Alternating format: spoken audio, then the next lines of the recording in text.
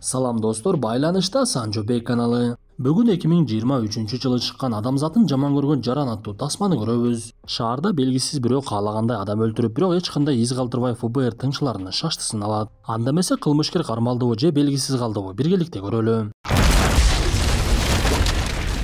Американын Балтимор аймагы элдер жаңы жылдык майрамды көңүлдүү өткөрүп жаткан учуру. Ар тарапта күлкүлөр, кыйкырыктар угулуп, салюттар жарылып, жаңы жылды тосуп жаткандарда эч кандай кайгы капа жок эле. Бирок алардын жыргалчылыгы бир замат эле кайгыга айланып, белгисиз тараптан октор атылып, ар тарапта ар кандай учурда жүргөн адамдарга ок тийип, ошол жерде өлө башташат. Тартип сакчы кызматкери каарманыбыз Элеонор Фалько майрамдык күнгө карабай өзүнүн кызматында болчу. Бир мезгилде эле тынчтыкты сактоочулардын бардыгына маалымат жетип, 25 адамга ок тийгендиги билинип, алардын 17си өлгөндүгү такталып, тартип сакчылар окуя болгон жерге жөнөй башташат. Обан жана Каспий KZ жаңы уникалдуу сервис. Эми Мой О аркылуу Каспий KZ'ге телефон номер боюнча акча которсо болот. Көз ачып жумгуча комиссиясыз пайдалуу курс менен. Ошондой эле Мой О аркылуу Каспий QR менен төлө. Оңой жана тез. Ал эми казакстандыктар Каспий KZ аркылуу эл QR менен Кыргызстандан төлөй алышат. Болгону Мой О же Каспий KZ гана керек. Барына ыңгайлуу, үйдөгүдөй. Мой О Кыргызстандын бардык операторлорунун абоненттери үчүн. Элеонор барган жерде үй бүлөнүн өспүрүм баласына ок тийип, ошол жерде көз жумуптур. Көп өтпөй эле кылмышты изилдөөчүлөр келип, ок кайсы тараптан учуп келгендигин аныкташып, ар тараптан лазер менен бийик имараттын бөлмөлөрүнүн бири экендигин билишет. Бирок ошол мезгилде эле жанагы бөлмө жарылып кетип, имараттагы адамдардын бардыгы качышып, айлана чөйрө дүрбөлөңгө түшүп келген тартип сакчылар адамдарды токтото албай дагы калышат. Анткени алардын арасында кылмышкердин дагы чыгып кетип калышы толук ыктымал болчу. Бирок өрттүн айынан имаратты түтүн каптап, ал жерге өрт өчүрүүчүлөр келип, бет каптаган атайын багыттагы жоокерлер келип, каарманыбыз да алар менен кошуп чыгып жөнөйт. Бирок Элеонордун бет кабы жок болгондуктан түтүндүн деми кысылып, аябай кыйналып, жарылган жердин терезесине барып таза аба менен дем алып, араң эле өзүнө келди. Элеонор бир мезгилде терезеден түшүп кеткендей болуп ойгонсо, ага дарыгерлер жардам берип жатыптыр.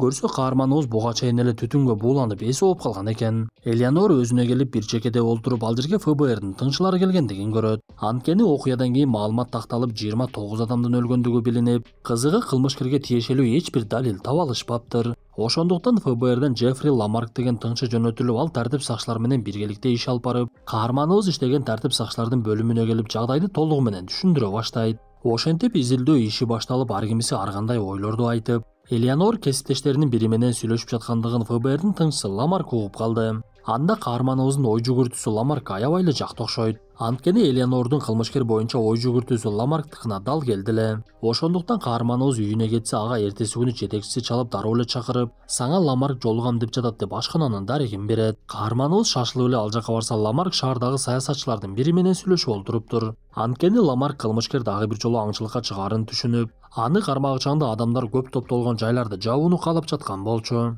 Бирок саясатчы бул ойдон баш тартып, губернатор ал нерсеге көнбөйт деп ал жерден кетет. Ламарк мындан соң каарманыбызды жанына олтургузуп, сен эми мени менен иштешесиң. Мен менен тартип сакчыларынын ортосунда көпүрө болгонуң, тартип сакчылардагы болгон маалыматтарды мага жеткирип тур. Анан дагы кылмышкер тууралуу ой жүгүртүүң мага жакты деп кесиптеши Джек Маккензи менен тааныштырып, андан соң кылмышкерди изилдеп жаткан тайпасы менен чогулуп сүйлөшө башташат. Сүйлөшүүдө белгилүү болгондой кылмышкер тууралуу дагы деле эч кандай далил табылбаптыр. Бир гана өлгөн адамдарга тийген октон мылтыктын аябай эски экендиги билинип, Америка Вьетнам согушунан калган мылтыктардын бири болушу мүмкүн деген күмөн жаралат. Бирок ал мылтыктар азыр колдонулбай жок кылынгандыгын билишет. Мындан соң 3 каарманыбыз чогуу өлгөн адамдарды сактоочу жерге барышып, буга чейин кылмышкердин колунан өлгөн адамдарды изилдеп, алардын ортосунда бир байланыш бар бекен деп билүүгө аракет кылышып, бирок эч кандай байланышты, өзгөчөлүктү таба алышкан жок. Анткени маркумдардын арасында агы дагы, карасы дагы, жашы дагы, карысы дагы бар эле. Ошол убакта эле тартип сакчылардын бири келип, каармандарыбызга кылмышкер кармалды деп жарыялайт.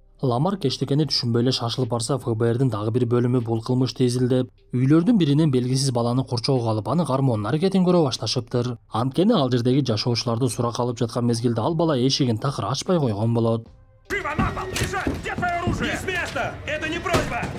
Анда атайын багыттагы жоокерлер эшикти сындырып киришип, үйдүн кожоюну кызычууга түшүп, терезени сындырып, ал жактан секирип жиберип, өзүн өзү өлтүрүп алат. Бирок бул иш чарага башчылык кылган Фрэнк Крейвердин катачылыгы болду. Анткени алар батирден эч кандай курал-жарак жада калса чозмо дагы табышкан жок. Ошондуктан Ламарк маселени өтө терең изилдеп 2 жыл мурдагы окуядан баштайлы деп, буга чейин кылмышкер жардырып жиберген батирди 2 жыл мурда оңдоп түзөгөн 3 адамды суракка чакырышат. Анда алардын бирөөсү суракка кичинекей наристеси менен келип берген суроолордун бардыгына жооп беришип, Элеонор сурак учурунда алардын бут кийимин жана өздөрүнүн алып жүрүүсүн байкап турду. Бирок убакыттын өтүүсү менен деле алардын териштирүүсү алдыга жылбай Ламарк менен Элеонордун сүйлөшүүсүндө кылмышкер жакын арада дагы кылмышка барышы мүмкүн деп күмөндөй башташат. Биз тасманын ушул бөлүгүндө Ламарк эмне үчүн Элеонорду өзүнүн катарына кошкондугун толук түшүнөбүз. Көрсө Элеонор кичинекей кезинен эле ата-энеси жок, өзү чоңоюп, ар кайсы тармакта иштеп өзүн өзү багуу менен алек болуп чоң окууда дагы окубай калыптыр. Бирок ал буга чейин ФБР болууга аракет кылып диплому жоктугунан өтө албай калып, башка аргасы жоктугунан тартип сакчылык жумушка барыптыр. Анан дагы каарманыбыз жалгыздыктан ар кандай ойлорго чөмүлүп өзүн өзү өлтүрүүгө көп жолу аракет кылган экен. Ламарк аны бир көрүп эле бул абалын байкап, анын ой жүгүртүүсү башкача экендигин түшүнүп, адатта кылмышкерлер бүткүл дүйнөнү жаман көргөндөр экендигин билгендиктен каарманыбызды өзүнүн катарына кошкон болот. Анткени Элеонор дагы жалгыз чоңойгондуктан айлана чөрөдөн эч кимден мээрим көрбөй, анын дагы ой жүгүртүүсү кылмышкерлердикине окшош экендиги белгилүү болчу. Бул окуялардан көп өтпөй эле биз сатуу борборунда адамдар соодаларын кылып жүргөндүгүн көрөбүз. Ал жерге келген белгисиз адам кийим сатуучу бөлүмдөн кийимдерди уурдап, андан соң ажатканага кирип денесин жууй баштайт. Ал эле эмес, ал адам элден калган тамактарды жыйнап бара жатып, бул кылгандыгы үчүн сатуу борборунун күзөтчүлөрү аны дароо токтотту. Ошол мезгилде эле ал жерде мылтыктын үндөрү чыгат. Откройте сумку.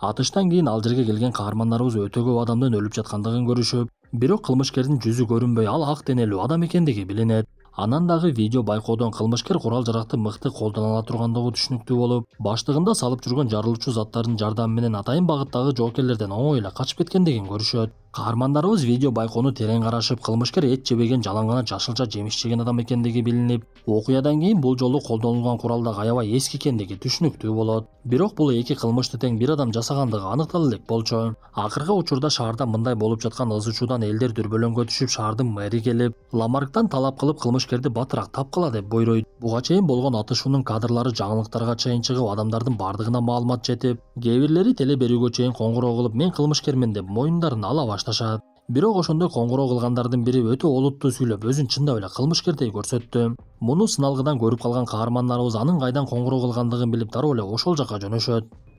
Все, засекли.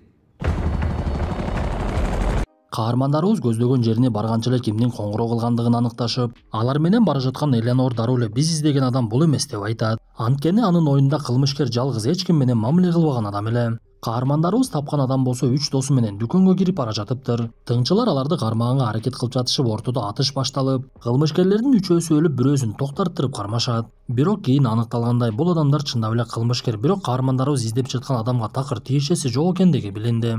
Ошентип издөө көпкө созулуп, бирок такыр эле майнап чыкпай, бийлик тараптан келип Ламаркка кысым көрсөтө башташат. Анткени кылмышкер канчалык эркиндикте жүргөн сайын анын артынан башка кылмыштар дагы көбөйүп, чыныгы кылмышкерди туурап башкалары дагы адамдарды өлтүрө баштагандыгы билинет. Ошондуктан каармандарыбыз кандай жолго барып эмне кылышын билбей, балким ачууну ачуу басаттыр деп ичимдиктен ичип олтуруп калышат. Ламарк өтө көп ичип өчүп калгандыктан аны досу келип алып кетип, Элеонор дагы бир аз кылт этип алып үйүнө барып жини келип ыйлай баштайт. Бирок таза денеде таза акыл деген чын байтор, каарманыбыз жуунуп жатып эле оюна бир нерсе келди. Алар буга чейин жарылуу болгон батирди 2 жыл мурда оңдоп түзөгөн адамдарда сурак алышкан болчу. Сурак берген үчөөнүн бирөөсү баласы менен келген адамда каарманыбыздын күмөнү пайда болуп, анын үйүнө барып эле коркутуп үркүтүп, сиздин сөздөрүңүз бири-бирине дал келбей жатат. Сиз кантип бир убакта 2 батирди оңдоп койдуңуз? Сиздин сөзүңүздө калп бар экендигин эми гана түшүндүм десе, ал адамдын аялы чыгып бардык чындыкты айтып бер деп жинденет. Ошол убакта ал жерге Ламарк дагы келип, ал адам чындыгын айтып бере баштады. Көрсө анын адам өлтүргүчкө эч кандай тиешеси жок экен. Болгону ал үйлөрдү оңдош үчүн үйдүн кожоюнунан акча алып, өзү оңдобой эле түрмөдөн чыгып жумуш таппай жүргөн адамдарды таап, аларга аз акча төлөп иштетип бүтүрүп койчу экен. Ошондой учурлардын биринде Дин деген адамды көргөнмүн, ал дагы түрмөдөн чыккан болчу.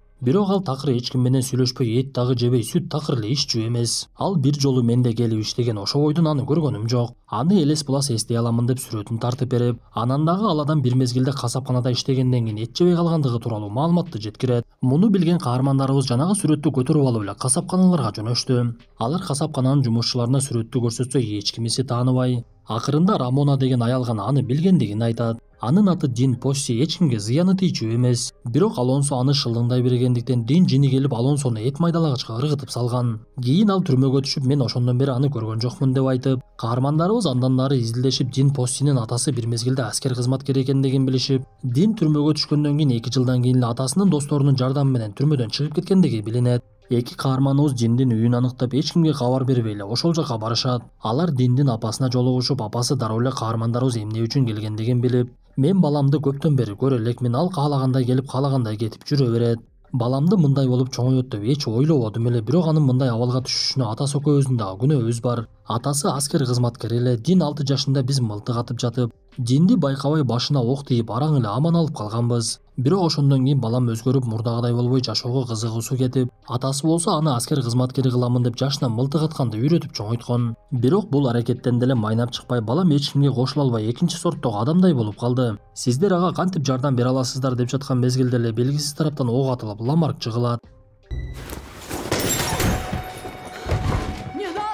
Көрсө апасы аларды алдап эле Дин үйдүн алыс эмес жерде жашынып олтуруптур. Бирок апасы каарманыбызга дагы баласы Динге дагы жардам берүүнү каалап, тыңчылардын тапанчасын жана уюлдук аппаратын алып сыртка чыгып, баласына көрсөтүп, бул кыз сага жардам берет балам, болду эми мындай иштериңди токтотчу. Сенин акыл эсиңди шылтоолоп түрмөдөн алып калса болот. Мага ишенип кой балам, мен бул кызга ишенип турамын десе, баласы такыр эле жашынган жеринен чыкпай, апасы жини келип, мен эми мындайга чыдай албаймын деп жердеги тапанчаны алып өзүн өзү атып алат. Ошол мезгилде Дин жашынган жеринен чыгып каарманыбыздын жанына келди.